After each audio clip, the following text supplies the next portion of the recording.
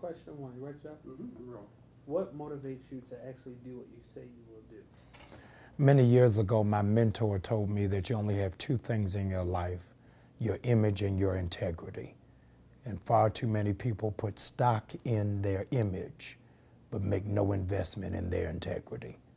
So I try to make sure that my integrity always outweighs my image. It's a basic business principle.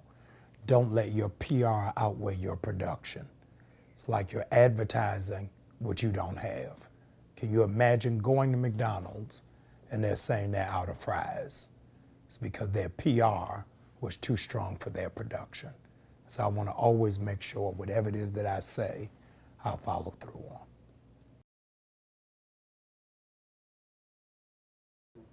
Question two, how does a person who is a very devout Christian also understand the importance of actually operating at genius level and understanding the principle that God helps those who help themselves? I think that there is absolutely no way you can be Christian and embrace ignorance. Everything that Jesus talked about in terms of transformation and conversion was mental. We have reduced it to it being emotional. Jesus in the gospel never asked for our heart. He asked for our mind. He said, you are transformed by the renewing of your mind. And most churches make the appeal, give Jesus your heart, because they want your feelings, but they don't want your thinking. In order for you to replicate who God is, you have to begin to think like him. It's by no accident there are over 200 hills in Jerusalem. But when Jesus was crucified, he was crucified on a place called Golgotha. That word, Golgotha, means the skull. When you then look at it from an aerial perspective, Jesus died from my mind. So his reason for crucifixion was not for me to get a car, not for me to get a house or a job, but so that I could wake up this morning with my mind stayed on him.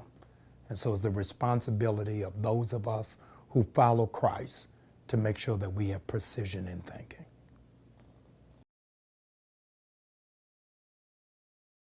Question three, how hard was it for you to keep your personal integrity and leave the church you founded to pastor a church in another city with a bigger congregation? Did you receive any backlash for this, and how did you apply? The integrity of my call is of such that I followed a biblical model of Abraham, where God said to him, leave everything you know, leave your parents, and go to a place that I will show you. The misnomer is that me leaving my church was an elevation. It was not, it was a sacrifice. I went to a bigger building. I did not go to a bigger congregation. I went to bigger debt. I went to bigger issues. And whenever it is that God calls you, it is to greater risk. Faith is not synonymous with safe. If it's safe, God's not in it. I just finished 18 years at Empowerment Temple in Baltimore, and easily I could have ended my career with another 18, but it really was not the call of God on my life. John Eldredge wrote a book called The Call to the Wild, that every man must have a battle to face, a challenge to endure, and something to love. If they don't have those three, their manhood is incomplete. And I was feeling that I was going back to boyhood wonderment because I was too comfortable at Empowerment. And God had to give me a challenge that would make me a man.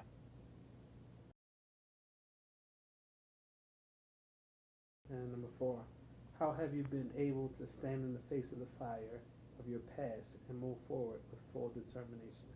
Yes. I come through a past where my successes are as high as my failures.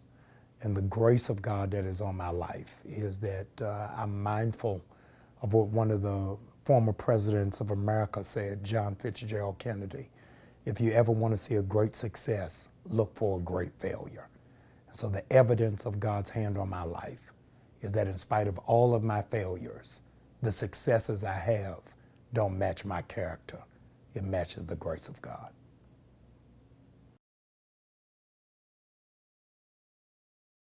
How has applying genius trait number 5, honesty, helped you?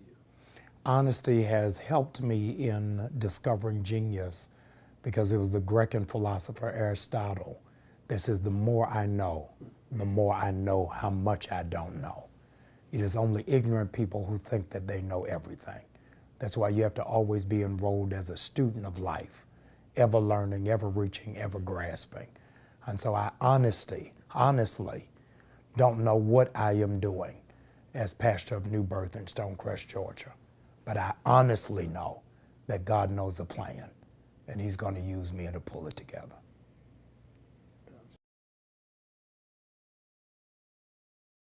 How will you use this position to change the world for the better? What would you like your legacy to be? I think my legacy in coming to New Birth Church is that this is a marriage made in heaven, to show how a pastor and a people can both rebound. We always talk about a phoenix, but the 21st century hasn't seen one. How do you rise from the ashes? You can only rise from the ashes if you've been burned to death.